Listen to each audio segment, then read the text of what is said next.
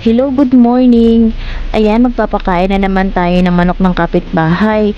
Siya nga pala mga kumare, daily routine ko na nga pala ito. Pagising sa umaga, pakainin ang manok ng ating kapitbahay. Siyempre, kailangan natin gawin ito para magkaroon din tayo ng biyaya.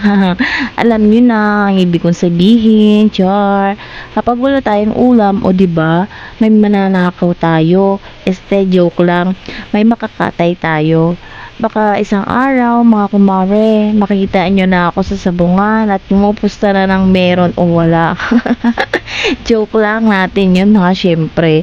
Pero alam nyo na mga kumare, masarap sa pakiramdam may mga ganito kang pagkakaabalahan.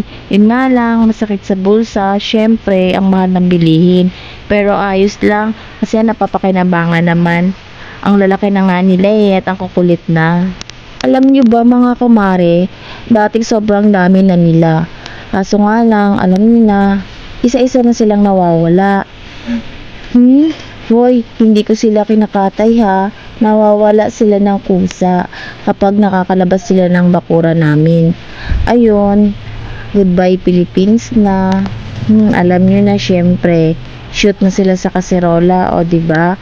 Ako ang nagtanim, syempre iba yung kumain. Kaya kayo mga kumare, kapag may alaga kayong ganito sa akin, bantayan ninyong mabuti at huwag ninyong papalabasin sa bakuran ninyo. Kasi nako, kapag iyay nakalabas, sigurado shoot sa kaserola na kapitbahay yan. Sa hirap ba naman ang buhay ngayon, o, diba? Wala na silang pakailangan kahit na hindi sila yung naghihirap, pero sila yung kakain ng masarap, o diba? Kaya ako guys, sobrang dami ko dati ng mga manok.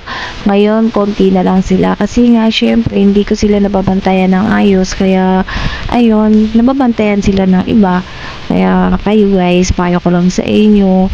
Sobrang hirap ng buhay ngayon. Alagaan natin mabuti ng ating mga hayop. Kaya, huwag natin silang hayaan na pakalat-kalat sa labas ng bakura natin. So, ayun lang mga kumare, gusto ko lang i-share sa inyo yung aking mga alagang kukuk. Ayan, love na love ko yan guys. Tsaka lagi ko yan sila kinakausap na parang tao. Kaya, ayan, tingnan nyo naman, diba? Ang kukulit na nila. Ang sarap silang pakainin at ang sarap nilang alagaan. Kasi hindi sila nakakasawa.